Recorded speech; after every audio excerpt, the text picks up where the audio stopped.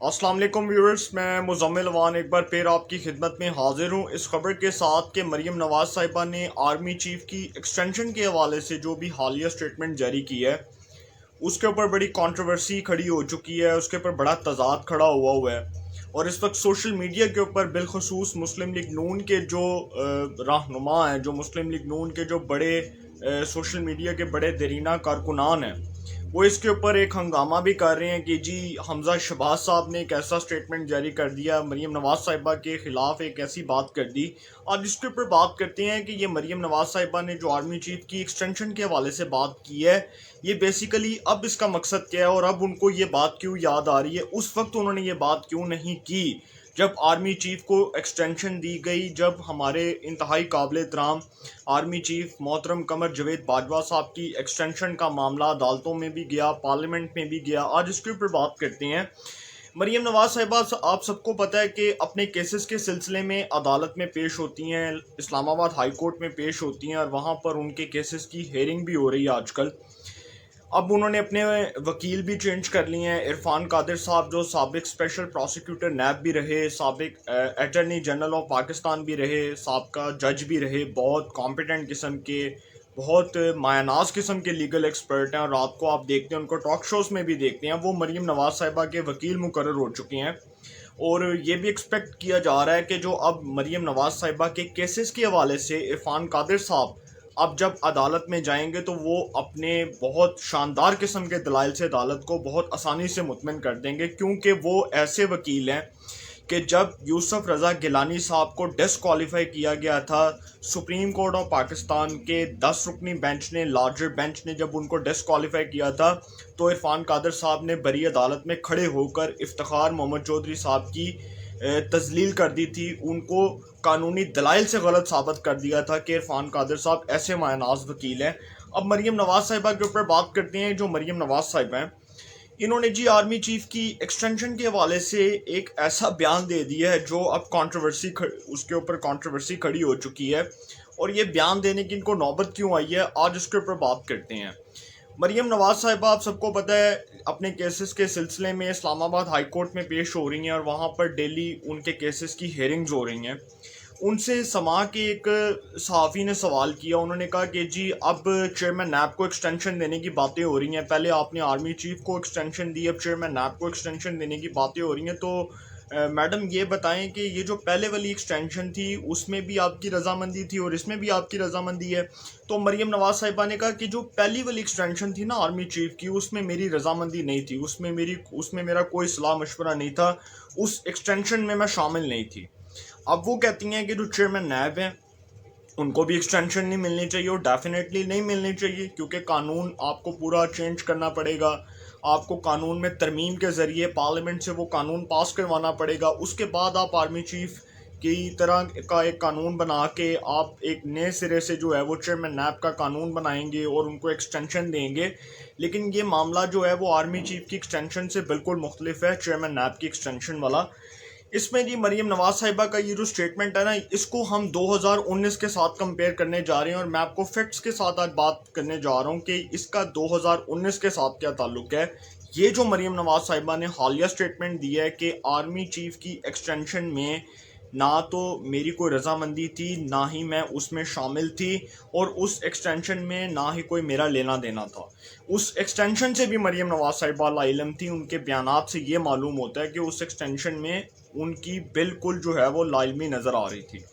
अब 2019 के अंदर जो हम बात करने जा रहे हैं, 2019 ऐसा साल था नून लीग के लिए तो खैर बहुत ही वर्स्ट किस्म का साल साबित हुआ। उसमें जी राना सनाउल्लाह साहब को भी गिरफ़्तार किया गया, शाहिद खान अब्बासी को, मरीम नवाज साहिबा को, हमजा शहबाज को, शहबाज शरीफ को, नवाज शरीफ साहब के ख़िलाफ़ जो केसेस हैं उसके भी कुछ फ़ैसले आए।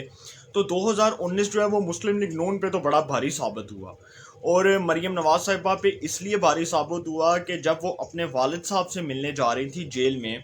तो उसी दौरान जी एक टीवी पे एक न्यूज़ चली कि जी रमज़ान शुगर मिल्स केस के अंदर मरीम नवाज साहिबा को नैब की जानिब से गिरफ़्तार करने का फ़ैसला किया गया और उस केस में उनको गिरफ़्तार कर लिया गया मरीम नवाज साहिबा को। ये 2019 की बात बता रहा हूँ मैं आपको। 2019 के अंदर ही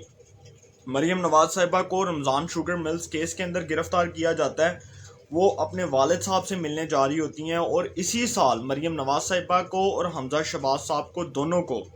پارٹی کا وائس پریزیڈنٹ بنا دیا جاتا ہے۔ شہباز شریف صاحب کے جو فرزند محترم ہیں اور نواز شریف صاحب کی جو یہ جو بڑی ہونہار قسم کی جو صاحبزادی ہیں مریم نواز صاحبہ، دونوں کو وائس پریزیڈنٹ بنا دیا جاتا ہے، دونوں کو عہدے دے دیے جاتے ہیں۔ اس کے بعد یہ جو سارا معاملہ ہوتا ہے، آپ سب کو پتہ ہے کہ یہ سال جو ہے، اس سال کے اندر سب سے زیادہ یہ کنٹروورسی کھڑی ہوئی تھی کہ نون لیگ نے اس بات کا رولا پٹا تھا، نون لیگ نے اس بات کو بڑی شدت کے ساتھ اٹھایا تھا کہ جی اس ملک میں احتساب نہیں ہو رہا، اس ملک میں انتقام لیا جا رہا ہے، اور وہ صرف نون لیگ سے لیا جا رہا ہے۔ یہ نون لیگ کا خود کا موقف تھا 2019 کے اندر، اور آج بھی ان کا موقف کچھ اس سے مختلف نہیں ہے۔ آج بھی ڈائریکٹ وہ چیئرمین نیب کے اوپر اور ان کے ادارے کے اوپر اس لیے کرٹیسائز کرتے ہیں کیونکہ وہ یہ سمجھتے ہیں کہ اس ملک میں احتساب کبھی بھی نہیں ہوا۔ جب سے نیب آیا ہے وہ یہ سمجھتے ہیں کہ احتساب نہیں، بلکہ ایک پولیٹیکل وکٹمائزیشن کی جو ہوا چلی ہوئی ہے اس کا تاثر ابھی تک اسی طرح سے زائل ہو رہا ہے جس طرح پہلے ہو رہا تھا، جس طرح پچھلے ادوار میں ہوا، جس طرح پچھلے ادوار میں چیئرمین نیب جتنے بھی چیئرمین نیب آئے وہ کنٹروورسیز کی زد میں رہے۔ ایڈمرل فصیح بخاری صاحب، خالد مقبول صاحب، مشرف صاحب نے خیر سے جب یہ ادارہ بنایا تھا تو انہوں نے اس کی تشکیل نو کے ساتھ ساتھ اس کو اسی وقت متنازع بنا دیا تھا جب انہوں نے اس ادارے کو مسلم لیگ نون کی قیادت کے خلاف استعمال کیا تھا۔ اب اس کے اوپر ہم بات کرنے جا رہے ہیں کہ جی 6 دسمبر 2019 کی بات کرنے جا رہا ہوں۔ 6 دسمبر 2019 کو نون لیگ کا وفد لندن جاتا ہے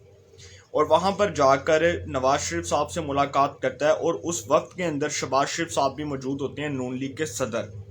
شہباز شریف صاحب اس وفد میں نون لیگ کی قیادت کرتے ہیں، اس میں رانا تنویر، خرم دستگیر، خواجہ سعد رفیق، مریم اورنگزیب، جتنے بھی نون لیگ کے سینئر رہنما، پرویز رشید، سب اس میں موجود ہوتے ہیں، اور اس میں شہباز شریف صاحب،